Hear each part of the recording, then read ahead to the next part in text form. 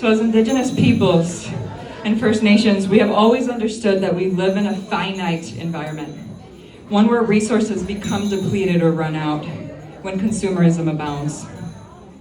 As a society, we have come to understand that the government agencies we trust to help us take longer than we anticipate because of the bureaucratic hoops that they must jump through to bring their promised solutions.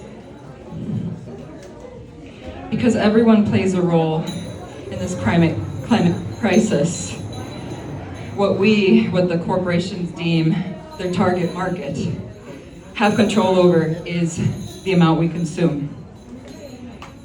So, some suggestions. Turn off the faucet while brushing your teeth, for example. Use plastic-free silverware and reusable water bottles. Join a neighborhood cleanup to remove trash and harmful debris from our lakes and rivers. Plant more native plants. Start growing some food. Visit and support your national parks, and try to stay in touch with those who want to make a difference.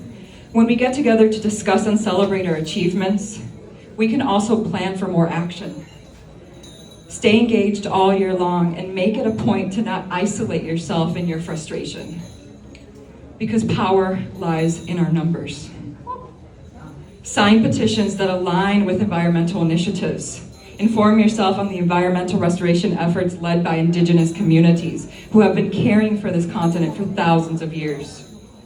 I highly recommend, and I have it over at the table, it's a documentary from 2021. It actually was supposed to be released in 2020, but obviously the pandemic happened and it overshadowed the release of this documentary. It's called INHABITANTS, Indigenous Perspectives on Restoring Our World.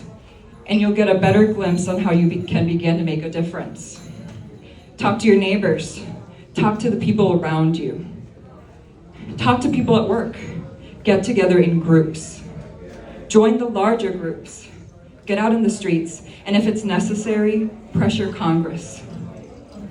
I also have a petition for regenerative agriculture that you can sign. So if you have questions, please let me know. It's a digital signature, so you'd have to go on the website. And they actually need 100,000 signatures by September 1st. And this is specifically targeting Congress for regenerative agriculture. And it also incorporates Indigenous knowledge as well as scientific knowledge.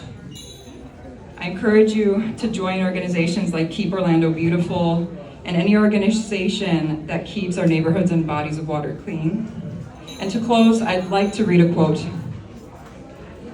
The American Indian is of the soil, whether it be the region of forests, plains, pueblos, or mesas. He fits into the landscape. For the hand that fashioned the continent also fashioned the man for his surroundings. He once grew as naturally as the wild sunflowers.